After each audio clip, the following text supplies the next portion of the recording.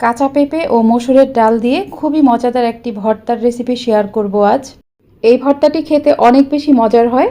আপনারা অবশ্যই ভিডিওটি শুরু থেকে শেষ পর্যন্ত দেখবেন। আশা করছি আজকের রেসিপিও আপনাদের কাছে ভালো লাগবে। এর জন্য এখানে হাফ কাপ পরিমাণ মসুরের ডাল ভালোভাবে ধুয়ে একটা প্যানে নিয়ে নিলাম।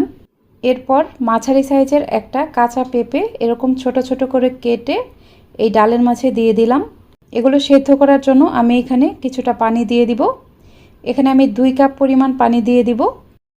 পানিটা এমনভাবে দিবেন যেন পেঁপে ও ডাল সেদ্ধ হওয়ার পর এখানে কোনো পানি অবশিষ্ট না থাকে। এবার প্যানটা ঢেকে দিব এবং এই পেঁপে ও ডালটা পুরোপুরি সেদ্ধ হয়ে যাওয়া পর্যন্ত অপেক্ষা করব।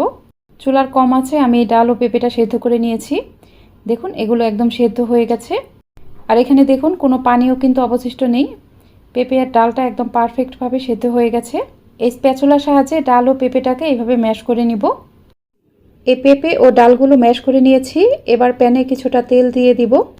এখানে কয়েকটি শুকনো মরিচ দিয়ে দিব। এই শুকনো মরিচগুলোকে ভালোভাবে ভেজে নেব। শুকনো মরিচগুলোকে চুলার একটু কম আছে ভালোভাবে ভেজে নেবেন। শুকনো মরিচগুলো এমনভাবে ভাজবেন যেন এর ভেতর পর্যন্ত খুব ভালোভাবে ভাজা হয়। আমার এই শুকনো মরিচগুলো খুব ভালোভাবে ভাজা হয়ে গেছে। এখন আমি এগুলো উঠিয়ে ফেলবো। প্যানে আরও কিছুটা তেল দিয়ে দিব। এখানে আমি কিছু পেঁয়াজ কুচি দিয়ে দিলাম। এই ভর্তাতে পেঁয়াজের পরিমাণটা অবশ্যই একটু বেশি নেবেন। কিছু রসুন কুচি দিয়ে দিব। রসুন কুচিটা একটু কম পরিমাণে দিতে হবে। এই পেঁয়াজ ও রসুন কুচিগুলো যখন এরকম কিছুটা বাদামি কালার হয়ে যাবে তখন আমি এখানে কিছু কাঁচামরিচ কুচি দিয়ে দিব। কাঁচামরিচ কুচি দেওয়ার পর এটাকে আরও কিছুক্ষণ একটু ভেজে নেব। এগুলো ভেজে অনেক বেশি ব্রাউন কালার করে ফেলবেন না। এরকম একটু সাদাটে কালার থাকা অবস্থায় এখানে আমি সেদ্ধ করে নেওয়া পেঁপে ও মসুরের ডালটা দিয়ে দিব। এরপর আমি এখানে স্বাদ অনুযায়ী লবণ দিয়ে দিব। এবার সব কিছুই খুব ভালোভাবে কিছুক্ষণ ভেজে নেব।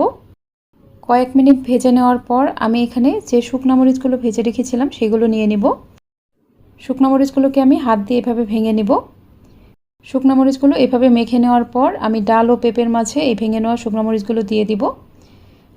এরপর এটা খুব ভালোভাবে কিছুক্ষণ নাড়তে থাকবো। কিছুক্ষণ ভেজে নেওয়ার পর যখন দেখবেন এটা প্যানের গা ছেড়ে একদম উঠে আসছে সে পর্যায়ে এখানে কিছু ধনেপাতা কুচি দিয়ে দিব। ধনেপাতা কুচির সাথে সব কিছু ভালোভাবে নেড়ে মিশিয়ে নেব। আমার এই ভর্তাটা কিন্তু প্রায় হয়ে গেছে। দেখুন এই ভর্তাটা প্যানের গা ছেড়ে একদম উঠে আসছে। এরকম আঠালো হয়ে গেলেই বুঝবেন ভর্তাটা হয়ে গেছে। এখন আমি চুলাটা বন্ধ করে দিব। তৈরি হয়ে গেল আমার কাঁচা পেঁপে ও মসুরের ডালের স্বাস্থ্যকর একটি ভর্তা। এই ভর্তাটি খেতে অনেক বেশি মজার হয়। আপনারা অবশ্যই এইভাবে বাসায় ট্রাই করবেন। আশা করছি আজকের রেসিপি আপনাদের ভালো লেগেছে।